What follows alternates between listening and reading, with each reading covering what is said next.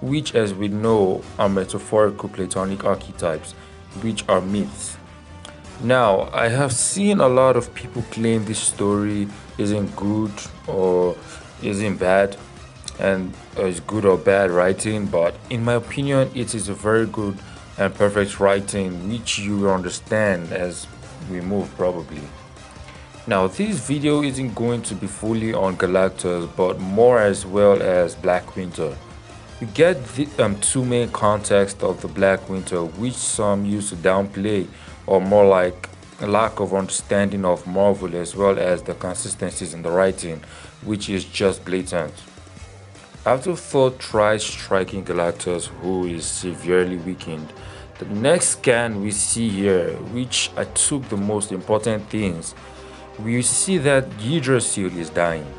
Now, this feat alone is so impressive that it shook me the first time I read it.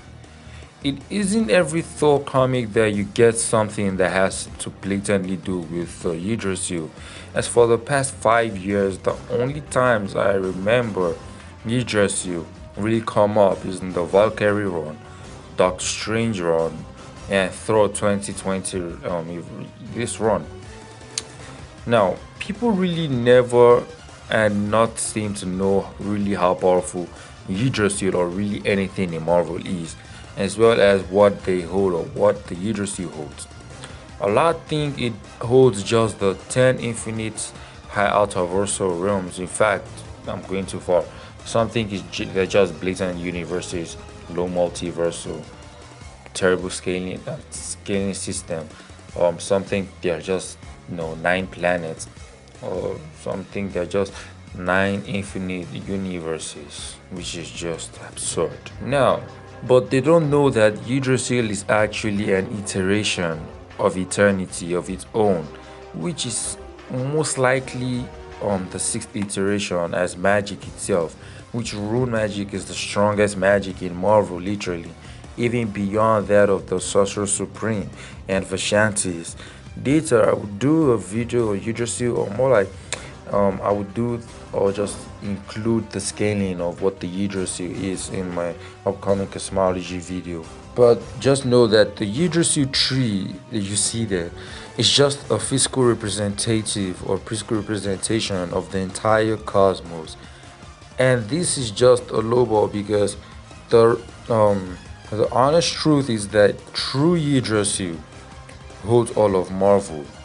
And that's where the concept of the true gods that are at least high ultraversal comes from, as they're infinite gods as avatars, which I have shown a lot, and also infinite ultraversal Yggdrasils in Marvel. But in the Yggdrasil video or the cosmology video, I will touch up on all these and know that the Yggdrasil that is destroying here is the physical representative of the true Yggdrasil, like what we saw in Thor Ragnarok, that the Rune King Thor thing, and every other version of True Thor. That the tree you see there in the True Realm is just a physical representation of the true Yggdrasil, which basically all of Marvel is in. And this is consistent as the Black Winter had destroyed other universes, which of course it had nuked the entire local multiverse and was bringing an end to a certain level in Marvel, in which, whole and behold, multi-eternity isn't true eternity, and true eternity isn't eternity of eternity, which in my eternity video I would cover up all this except eternity of eternity.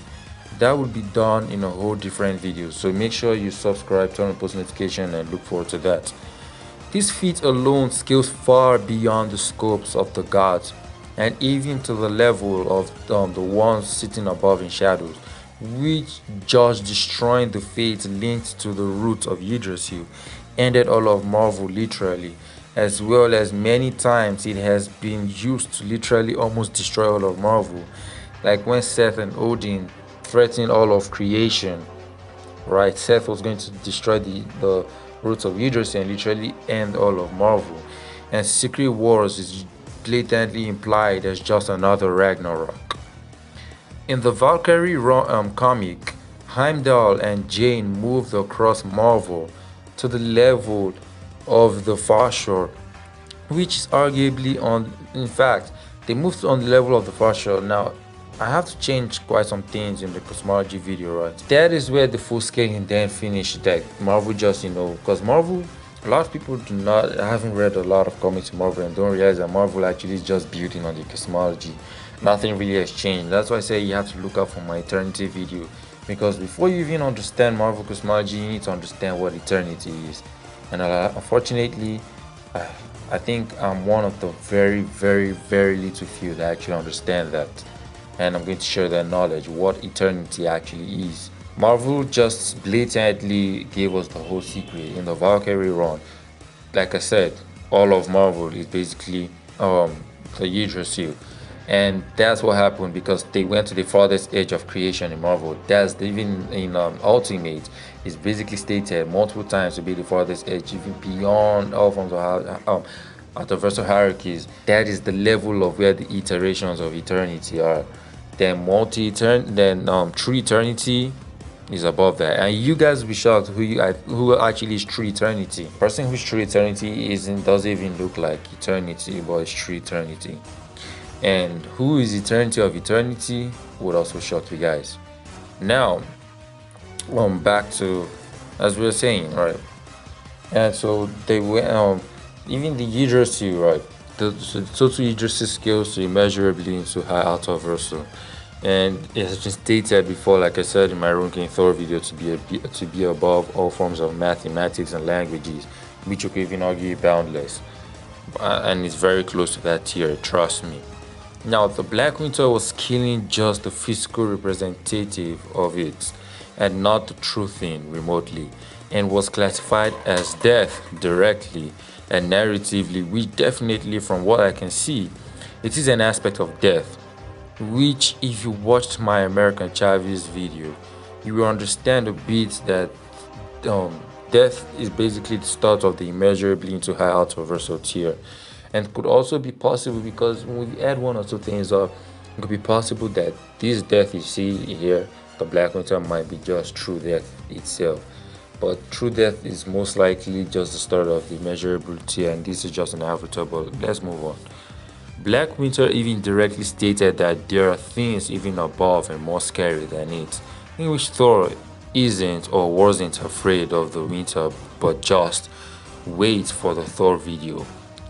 As I was saying, it had destroyed universes of different tiers below it, as the term universe is just used as a cosmic term of categorization of a constellation of celestial bodies of different tiers and sizes. And just the Norse pantheon consists of normal 10 realms, but Midgard is linked to all of creation from Earth, and that's Earth 616, which I will address in my cosmology video.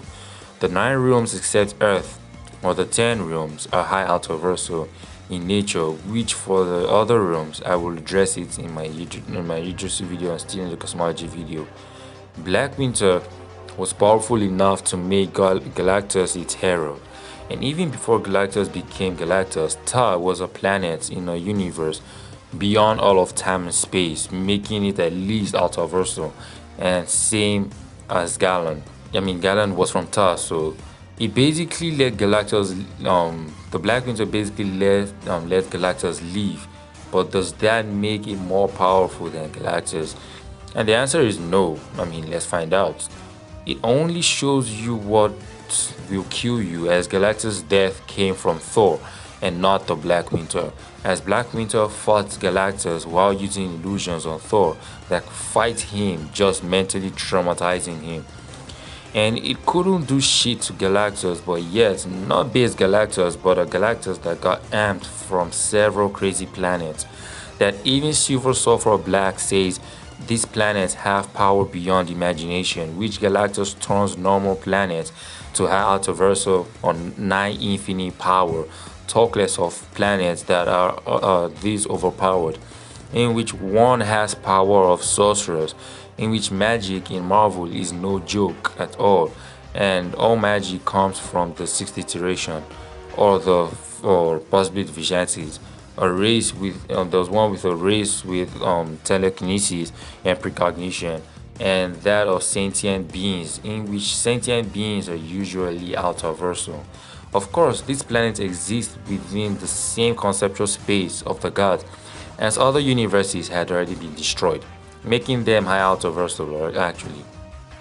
This Galactus stated he's most powerful than ever, which I don't doubt the slightest, because normal Galactus, while fully fed, is still on the same tier as the Lifebringer, but there is a gap in power cliffing and planes in that tier, which Galactus is beyond the peak of that tier known as exospace and could even exist for quite some time in the outside beyond death while saving the ultimates, but he is a boundless source of energy, which in this context means infinite, and life force, which is in boundless in the literal sense, as he possesses the Galactus seed beyond high ultraversal hierarchies, below that of the high abstracts.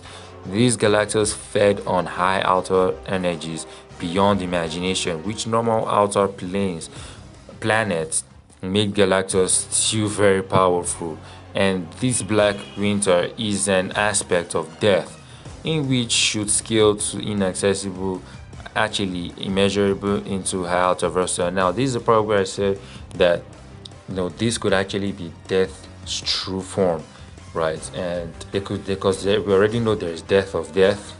Um, we know there's mysterious death. We do not, but nobody exactly knows if there's true death. And this is where the question comes in with the scaling, right? We know that Galactus, while amped for the Black Winter could not even do much, and yet the Black Winter could create beings that could damage King Thor to make him use the God Blast. Now, and this same Thor, right, could easily beat Galactus, but yet Galactus still fought the Black Winter and the Black Winter couldn't. And for the fact that Galactus logically is above the Lifebringer, right? Via lore and even feats, yeah, right? He has more of lore, and the few feats with logic, right, just places him far above the Lifebringer Galactus actually. But yet, right, the Black from Lifebringer Galactus could even pass death and went to the outside, which was beyond death at the point of ultimate. But the problem with that scaling is that then, right, then the cosmos was still very small in ultimate, right? Eternity, the eighth cosmos, was extremely small to the point that Adam Warlock's living tribunal was father got killed by chaos and order, and there was no order in the cosmic hierarchy.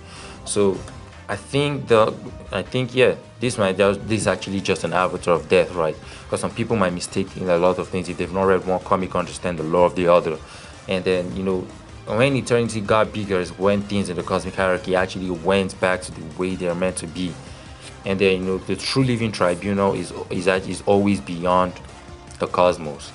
Is beyond multi-eternity.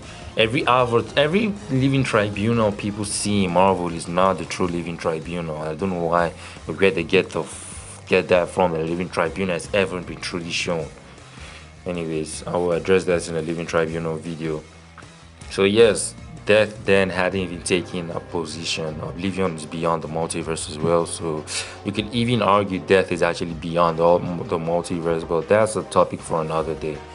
But yes, death was smaller that time. A lot of people in the cosmic hierarchy were smaller that time, but also does not change the fact that the realms and the planes of existence were still the same, right? So that means they were transfinitely smaller than usual. So if you actually take the smaller cosmos, like that time, right? The eight cosmos was so small that it wasn't up as big as the nose of literally the first firmament, and the first firmament is like literally the normal size as the remaining iterations after the whole problem and eternity grew. So right, because iterations are, I'm going to explain this in my eternity video, which I'm going to do, right? But let me just brief it up a bit. The iterations, Marvel has never really changed. The iterations just come back and be born the way they was, and Marvel just exposes more realms than with what has already been given to us before. So the realms are just extremely smaller. Like if you had to put all these realms, right, of this dimensionality into the first firmament, it will still have its placement, but you probably have people like in an inaccessible or infinite to high ultraversal beings beating beings on immeasurable tier. And the moment eternity was getting bigger, Galactus almost died. Just from eternity releasing and growing bigger, just finitely, right? The cosmic order started changing and Galactus almost died. So it's pretty consistent, right? And it's obvious that this form of Galactus is massively above Livebringer Galactus. Alright. So you just need to understand certain concepts behind it. Well, if you found this video informative, please do to like, share, comment, subscribe, and see you all next time. Peace.